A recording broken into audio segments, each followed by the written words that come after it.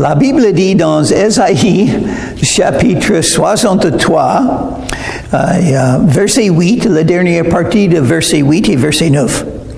Et il a été pour eux un sauveur dans toute leur détresse. Ils n'ont pas été son secours, et l'ange qui est devant sa face les a sauvés. Il les a lui-même rachetés dans son amour et sa miséricorde. Et constamment, il les a soutenus et portés aux anciens jours. Prions.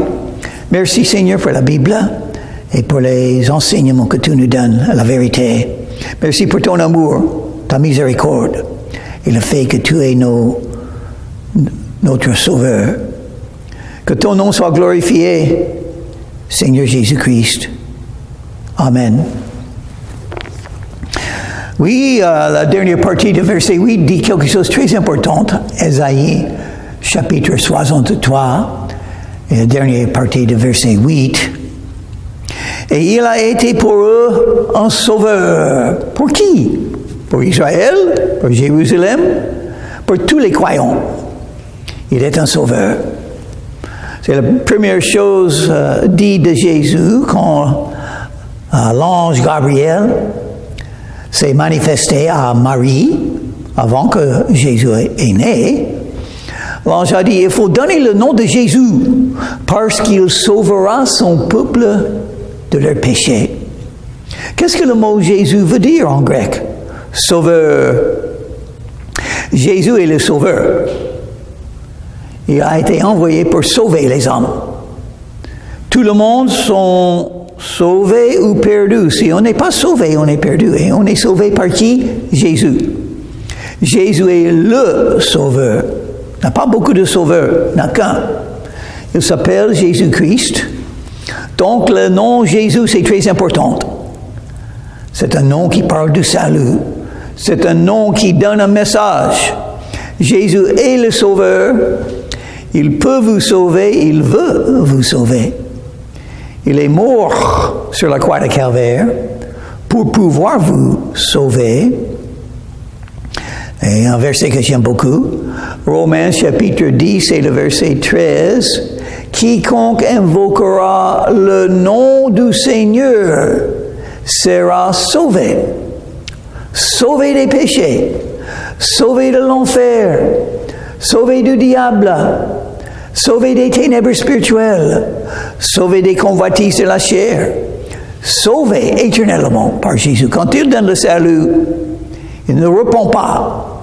Il ne l'ôte pas. C'est donné, c'est fait. C'est un don gratuit qui dure éternellement. Quel salut qu'il nous donne, quel sauveur. Il est un grand sauveur. Et donc, quand vous venez à Jésus, à genoux, dans votre cœur, pour invoquer son nom, demander le pardon des péchés, la vie éternelle, tout ça,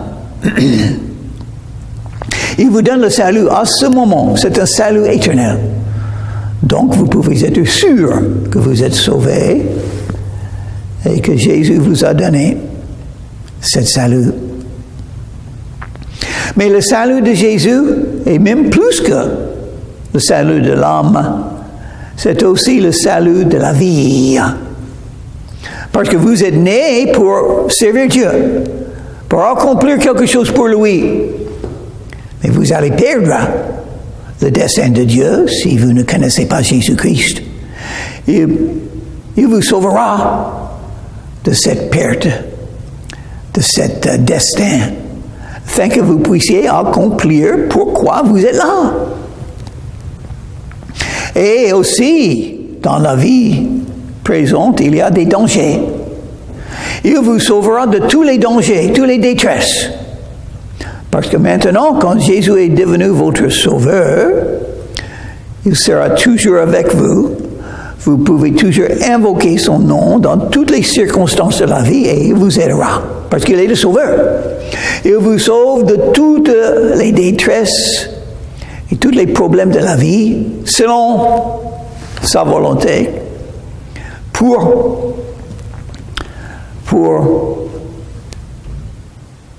être toujours avec vous, pour vous donner la victoire, pour faire sa volonté dans sa vie. Donc, verset 9 dit, donc il est un sauveur, dans toute leur détresse, ils n'ont pas été sans secours. Nous avons toujours un secours. C'est bien ça. Et même, il y a une petite prière, mais une prière très importante qu'il faut savoir dire et utiliser. Et la prière, c'est quoi? Au secours, Seigneur Jésus. En réalité, on est en train de dire ça quand on vient à Jésus pour te sauver des péchés. Mais après avoir gagné Jésus comme votre sauveur, vous pouvez toujours prier. Au secours, Seigneur, je suis dans une situation horrible, je ne sais pas quoi faire, je suis tourmenté par cette situation. Et qu'est-ce qui va arriver? Il va vous aider. C'est exactement pourquoi l'apôtre Paul a dit, je peux tout faire par le Christ qui me fortifie. Par le Christ. Pourquoi? Il est le sauveur. Il me sauve de toutes mes détresses. Et l'ange qui est devant sa face les a sauvés. L'ange, dans ce contexte-là, ça parle de Jésus, le Messie. Le Messie, qu'est-ce que c'est un ange? Quelqu'un qui est envoyé avec un message. Ça peut être le Christ. Et de temps en temps, l'ange de l'Éternel dans l'Ancien Testament, c'est Jésus, c'est le Messie. L'ange qui est devant sa face les a sauvés.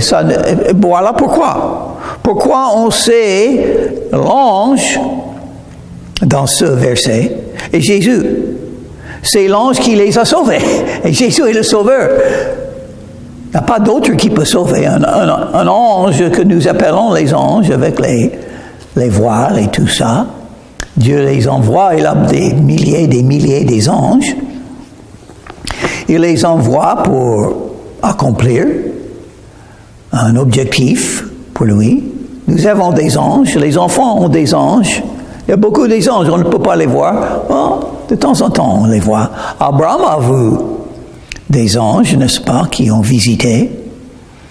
Jacob a vu des anges qui étaient sur une échelle en train de quitter le paradis et arriver sur la terre. Et quitter la terre et rentrer dans le ciel pour faire la volonté de Dieu. Mais Jésus et cet ange, il sauve. Il les a lui-même rachetés. Il nous a rachetés. Pourquoi? Comment? Par son sang.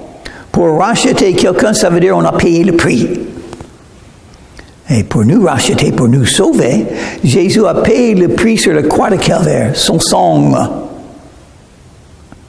c'était un mort sanglante. Un mort horrible. Il a donné son sang pour nous. Donc, on doit le servir, n'est-ce pas?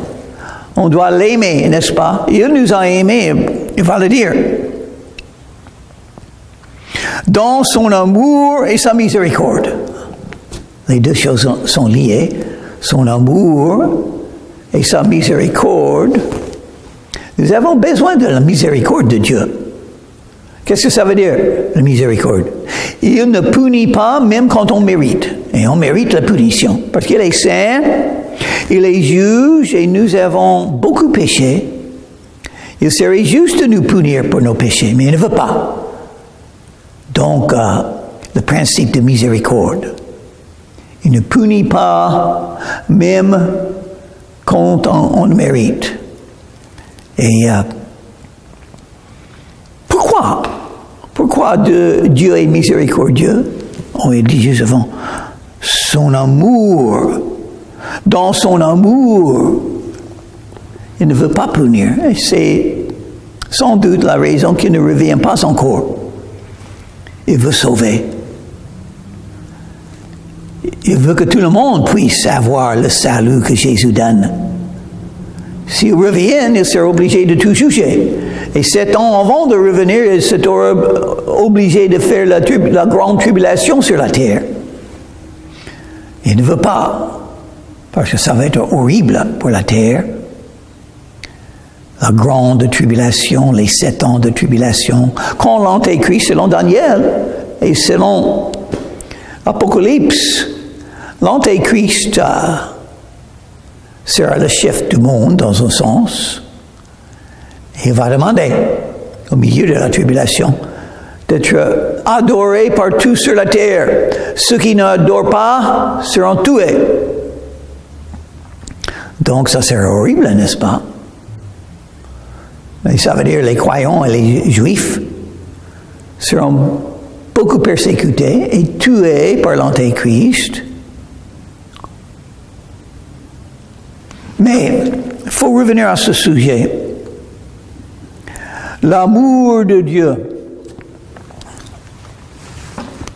Nous sommes sauvés grâce à l'amour de Dieu. Quel amour c'est?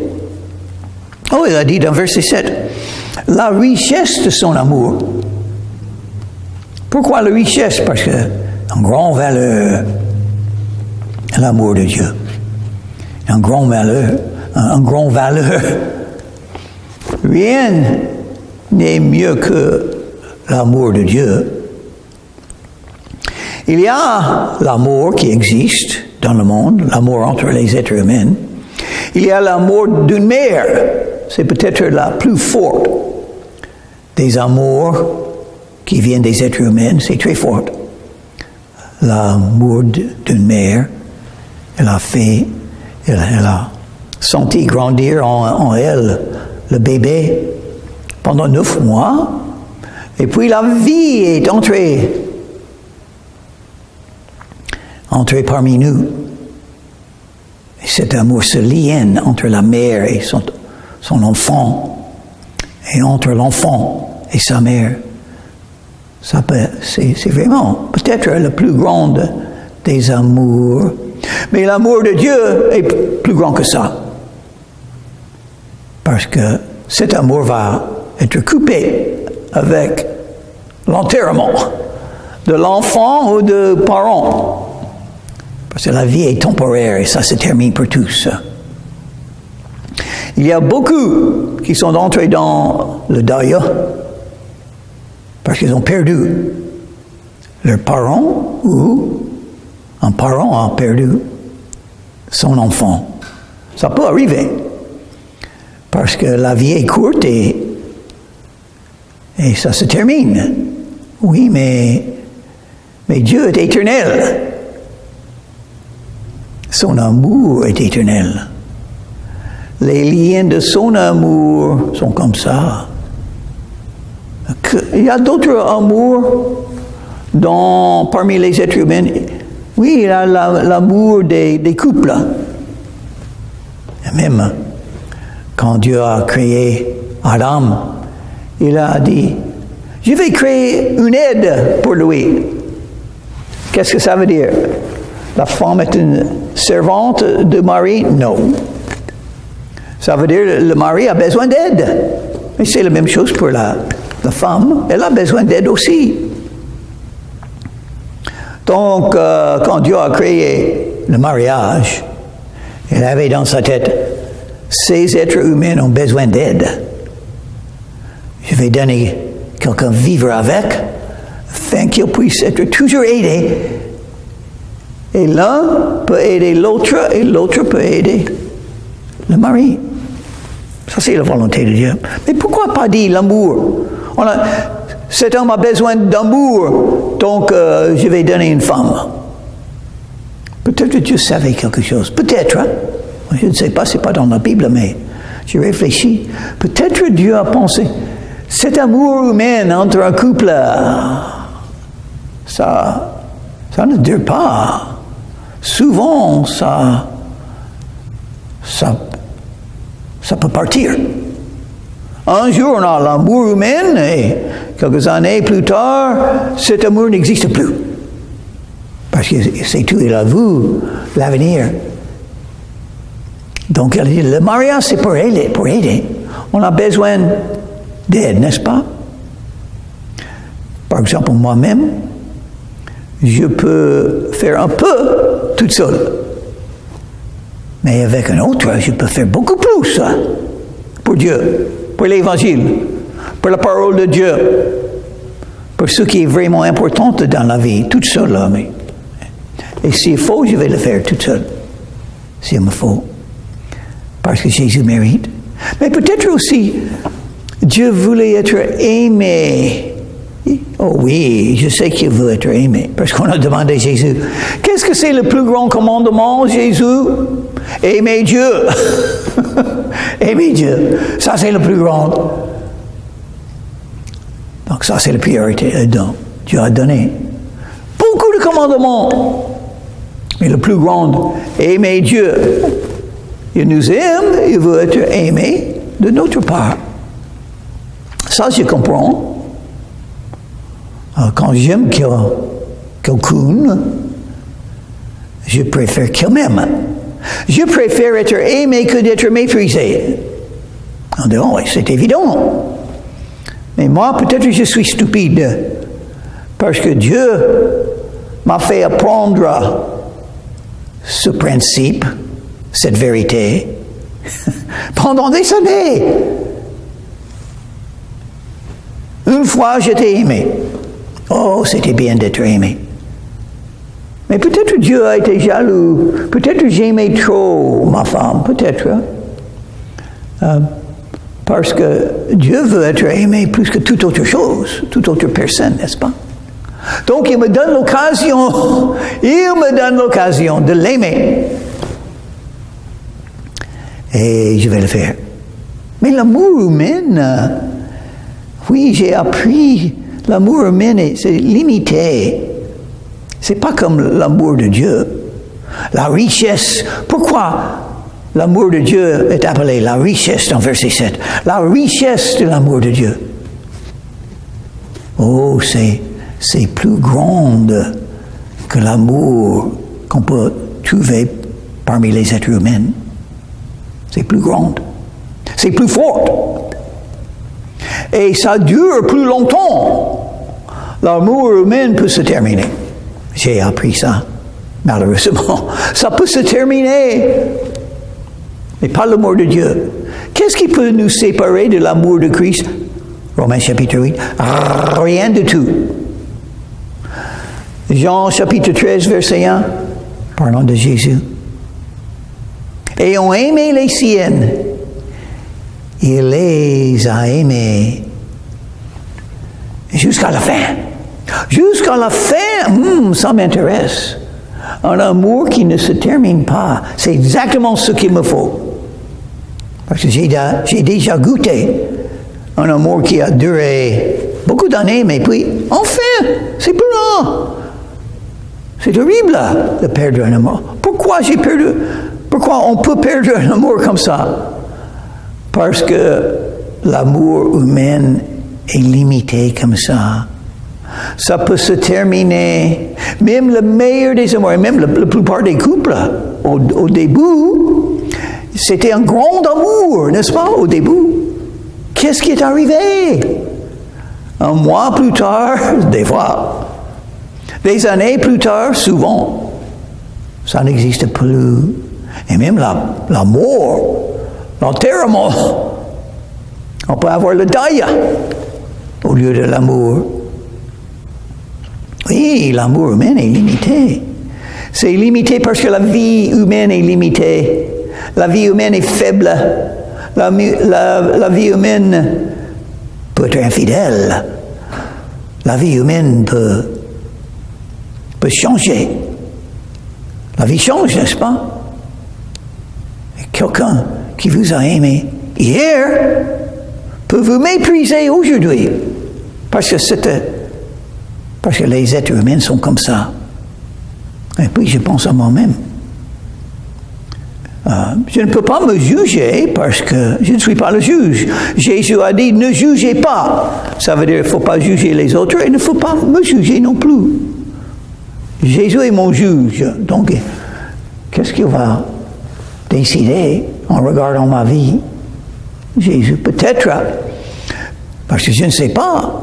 Peut-être Jésus va dire au jugement, vous pouvez entrer dans le paradis, mais tous Jésus est le pire des chrétiens. C'est possible. Mes péchés sont grands. Je ne peux pas dire qu'ils sont petits. Ils sont grands. Donc c'est vraiment possible que Dieu me regarde, il voit mes fautes, il voit mes limites, il voit mes faiblesses, et c'est possible que Jésus dit, ouais, il est horrible. Mais malgré ça, il m'aime toujours. Avec le même amour qu'il m'a donné le jour que j'étais à genoux devant lui pour recevoir le salut, il m'aime. Son amour ne part jamais. Et même, maintenant, je peux apprendre de plus en plus. Et j'ai toujours beaucoup à apprendre. Combien il m'aime. Son amour éternel. Et ce que ça veut dire pour moi. Mais l'amour humain n'est pas comme ça. Et j'ai trouvé, je préfère être aimé que d'être méprisé. On dirait, oh, mais c'est bête, tout le monde sait ça. Il a fallu beaucoup de leçons pour vous apprendre cette vérité. Tout le monde sait ça déjà. Oui, je savais dans ma tête. Mais maintenant, j'ai vécu pendant des années cette situation. Chaque jour, c'est vraiment une guerre spirituelle dans ma tête. C'est vraiment une guerre psychologique. Chaque jour, dans une situation, on me méprise, on parle contre moi, les mots négatifs, les attaques. Qu'est-ce que je dois faire? Aimer. Aimer, c'est ce que je dois faire. Et c'est mon objectif, aimer. Aimez vos ennemis, Jésus a dit. Oui, un couple peut devenir des ennemis. Dans un sens, oui. Qu'est-ce qu'il faut faire? Aimer. Même si c'est déchiré, si c'est détruit, parce qu'il faut tous aimer. Il faut toujours aimer. Aimer jusqu'à la fin. Et la fin peut être la fin du mariage. Le mariage peut se terminer. C'est horrible, mais ça arrive. Parce que la vie est comme ça. Parmi les êtres humains, l'amour peut se terminer. La vie sépare ceux qui s'aiment. Parce que la vie est difficile, les gens changent, et si Dieu voit toutes mes fautes, et peut-être, c'est possible, je suis le pire des croyants. Un être humain peut voir mes fautes aussi. Et il peut dire, je n'aime pas la manière qu'il fait des décisions, je ne l'aime plus. Ça peut arriver. Oui. Alors, qu'est-ce que je vais faire? Je vais aimer. C'est ce que je vais faire. Mon objectif, j'ai un long chemin à suivre pour arriver, mais mon objectif, aimer comme Jésus. Ça, c'est mon objectif. Aimer jusqu'à la fin. Aimer quand je suis méprisé. Ça, c'est l'objectif. Donc, pourquoi j'ai tellement souffert pour apprendre? Pour apprendre un peu plus la richesse de son amour.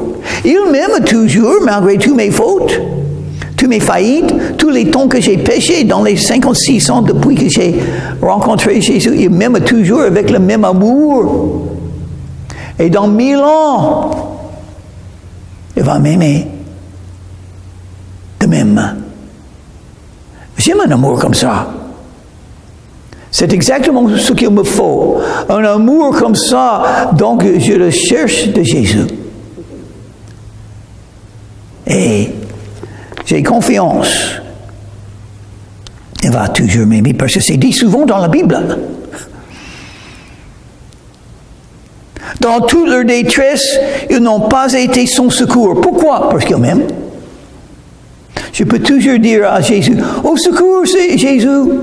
Qu'est-ce qu'il va faire? Il va m'aider. Je peux toujours dire, pardonne-moi Jésus, même si j'ai déjà failli 1000 fois. Pourquoi? Il m'aime.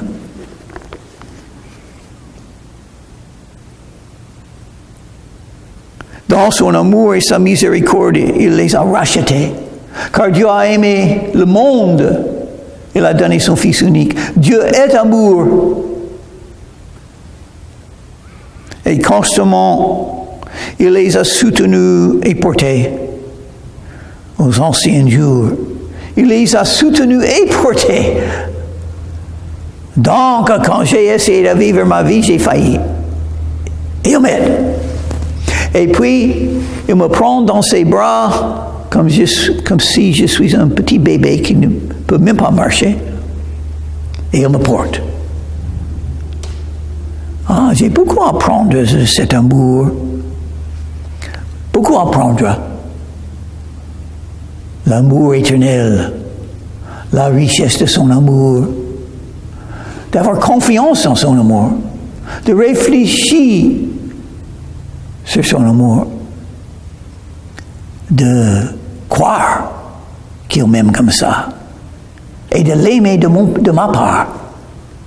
Ça, c'est mon objectif maintenant.